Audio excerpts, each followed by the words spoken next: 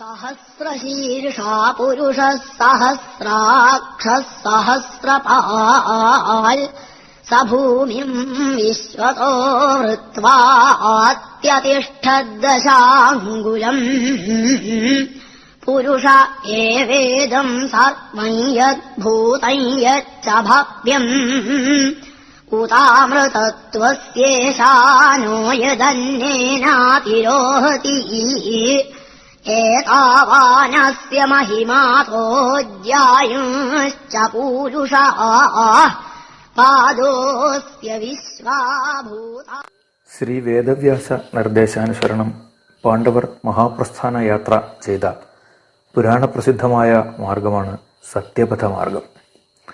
പ്രാണപ്രിയനായ ശ്രീകൃഷ്ണന്റെ ശരീരത്യാഗവും യദുകുലത്തിന്റെ നാശവും കൂടി അറിഞ്ഞതോടെ പൂർണ്ണ വൈരാഗ്യസ്ഥിതി കൈവരിച്ച ധർമ്മനന്ദനൻ ലോക വ്യവഹാരങ്ങളെ അവസാനിപ്പിച്ച് സഹോദരന്മാരെയും പത്നിയും കൂട്ടി ഉത്തര ദിശ നോക്കി യാത്ര പുറപ്പെട്ടു. ഹിമാചല ഹൃദയ ഭൂമിയിലൂടെ ഗംഗാ തീരത്തുകൂടി സഞ്ചരിച്ച് അവർ തങ്ങളുടെ ജന്മദേശമായ പാണ്ഡുകേശ്വരത്തെയും നാരായണ തപോഭൂമിയായ ബദ്രിനാഥത്തെയും കടന്ന് വ്യാസഭഗവാന്റെ വാസസ്ഥാനമായ മാണിഭദ്രപുരത്ത് എത്തി. തുടർന്ന് ബാദരായണന്റെ നിർദ്ദേശാനുസരണം സത്യപഥത്തിലൂടെ അവരുടെ മഹാപ്രസ്ഥാന യാത്ര തുടർന്നു. വഴിയിൽ ഓരോരോ ഇടങ്ങളിലായി പത്നിയും സഹോദരങ്ങളും നിബന്ധിച്ചുവെങ്കിലും ദൃഢചിത്തനായി യാത്ര തുടർന്ന യുധിഷ്ഠിരൻ സ്വർഗാരോഹിണി എന്ന പർവ്വത ശിഖരത്തിലേക്ക് ആരോഹണം ചെയ്ത് എത്തുകയും ദേവരാജ നിർദ്ദേശാനുസരണം തത്സമയം ദേവസാരഥിയായ മാതലിയെത്തി അദ്ദേഹത്തെ ദേവരഥത്തിലേറ്റി സ്വർഗത്തിലേക്ക് ആനയിച്ചതുമായാണ് ഇതിഹാസ കഥ.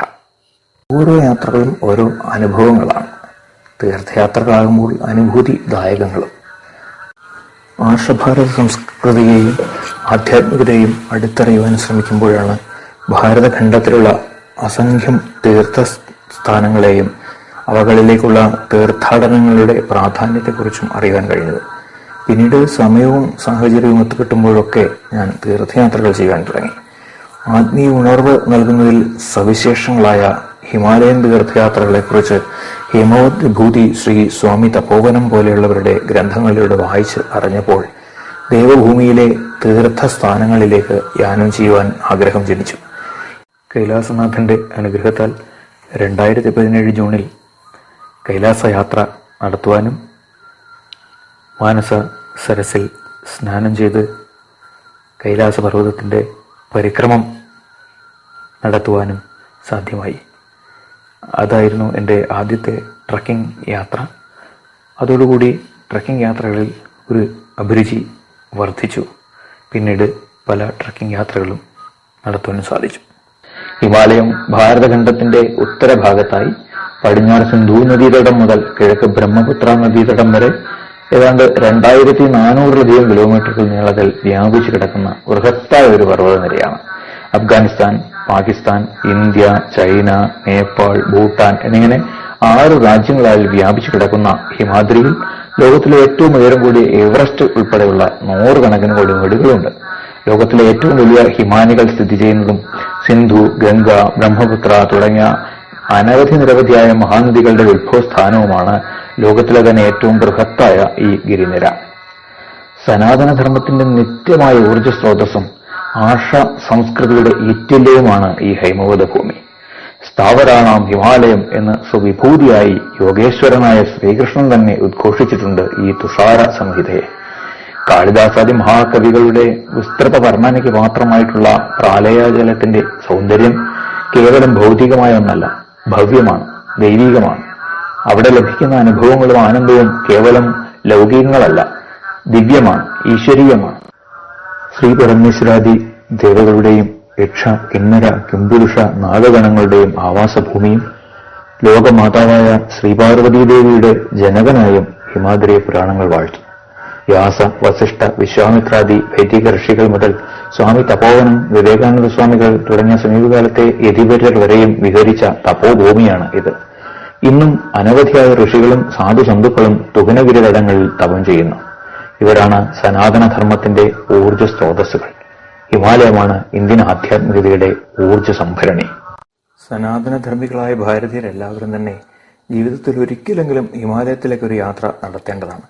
ഒരിക്കൽ അനുഭവിച്ചാൽ പിന്നെ ഒരിക്കലും മറക്കാനാവാത്തതും വീണ്ടും വീണ്ടും തന്നിലേക്ക് ആകർഷിക്കുന്നതുമാണ് തുഷാരഗിരിയുടെ വൈഭവം. ഹിമാലയത്തിലെ ഓരോ നിരകളും വ്യത്യസ്തങ്ങളാണ്. മൃത്തും പാഷാണങ്ങളും സസ്യജാലങ്ങളും ഒക്കെ വ്യത്യസ്തങ്ങളാണ്. ഇന്ത്യൻ ഉപഭൂഖണ്ഡത്തിന്റെ ഏതാണ്ട് എല്ലാ ഭാഗങ്ങളിലുമുള്ള തരത്തിലുള്ള മണ്ണുകളും കല്ലുകളും ഹിമഗിരി നിരയുടെ ഏതെങ്കിലുമൊക്കെ ഭാഗത്തായി കണ്ടെത്താം. ഹിമാദ്രി അഥവാ ഗ്രേറ്റർ ഹിമാലയ, ഹിമാചൽ അഥവാ ലേസർ ഹിമാലയ, ശിവാലിക് അഥവാ ഔട്ടർ ഹിമാലയ എന്നിങ്ങനെ സമാന്തരമായ 3 വലിയ പർവ്വത നിരകളും അവയെ വേർതിരിച്ചുകൊണ്ടുള്ള താഴ്വരകളും പീഠഭൂമികളും അടങ്ങിയതാണ് ഹിമാലയം. ഇതിൽ ശിവാലിക്കിലാണ് ഉത്തരാഖണ്ഡ് സംസ്ഥാനം സ്ഥിതി ചെയ്യുന്നത്. ഗഡ്വാൾ ഹിമാലയം എന്നും കുമയൂൺ ഹിമാലയം എന്നും ഉള്ള 2 പ്രദേശങ്ങൾ ചേർന്നതാണ് ഉത്തരാഖണ്ഡ് സംസ്ഥാനം. പഞ്ചപ്രയാഗങ്ങളും പഞ്ചകേദാരങ്ങളും പഞ്ചബദരികളും ചതുർധാമങ്ങളും അടങ്ങുന്ന പ്രമുഖ തീർത്ഥസ്ഥലങ്ങളെല്ലാം ക്ഷേത്രങ്ങളും എല്ലാം സ്ഥിതി ചെയ്യുന്നത് ഈ ദേവഭൂമിയിലെ ഗഡ്വാൾ പ്രദേശത്താണ്. മോക്ഷധാമമായ ബദരിനാഥത്തിൽ നിന്നാണ് സത്യപഥത്തിലേക്കുള്ള പ്രയാണം ആരംഭിക്കുന്നത്. സെപ്റ്റംബർ മാസത്തിലായിരുന്നു ഞങ്ങളുടെ യാത്ര എങ്കിലും 6 മാസങ്ങൾക്ക് മുൻപ് തന്നെ ഞങ്ങളുടെ തയ്യാറെടുപ്പുകൾ ആരംഭിച്ചിരുന്നു. സുഹൃത്തും സ്ഥിരം ഹിമാലയ സഞ്ചാരിയുമായിരുന്ന സൂരജ് ആയിരുന്നു യാത്രയ്ക്ക് വേണ്ട കാര്യങ്ങളെല്ലാം തയ്യാറാക്കിയത്. എന്റെ ബന്ധുവും യാത്രകളിലെ സ്ഥിരം സഹചാരിയുമായ ശ്രീകുമാർ ഉണ്ണിക്കുട്ടൻ, സൂരജിനും പുറമെ ഭാഗവത ആചാര്യൻ അയാടം കേശവൻ നമ്പൂതിരി, അദ്ദേഹത്തിന്റെ ജാമാതാമ്പതും ഭാഗവത പ്രഭാഷകനുമായ വയപ്രം വാസുദേവ പ്രസാദ്, അനാമയൻ നമ്പൂതിരി എന്നിവരും അടങ്ങിയതായിരുന്നു യാത്രാസംഘം. 2017 ഓണക്കാലത്തായിരുന്നു ഞങ്ങളുടെ യാത്ര. ആഗസ്റ്റ് 28 നാട്ടിൽ നിന്നും പുറപ്പെട്ട ഞങ്ങൾ 30 രാത്രി ദേവഭൂമിയുടെ പ്രവേശദ്വാരമായ ഹരിദ്വാറിൽ എത്തി. ഡൽഹി വരെ കേരള എക്സ്പ്രസിലും തുടർന്ന് ജനശതാബ്ദി എക്സ്പ്രസിലുമായിരുന്നു യാത്ര. ഹരിദ്വാറിലെ അയ്യപ്പ ക്ഷേത്രത്തിലായിരുന്നു ഞങ്ങൾ താമസിച്ചിരുന്നത്. ദക്ഷിണേന്ത്യയിൽ നിന്നുമുള്ള യാത്രികർ, പ്രത്യേകിച്ച് കേരളീയരായ യാത്രികർ സാധാരണയായി ഹരിദ്വാറിലെത്തിയാൽ തങ്ങുന്നത് ഈ അയ്യപ്പ ക്ഷേത്രത്തിലാണ്.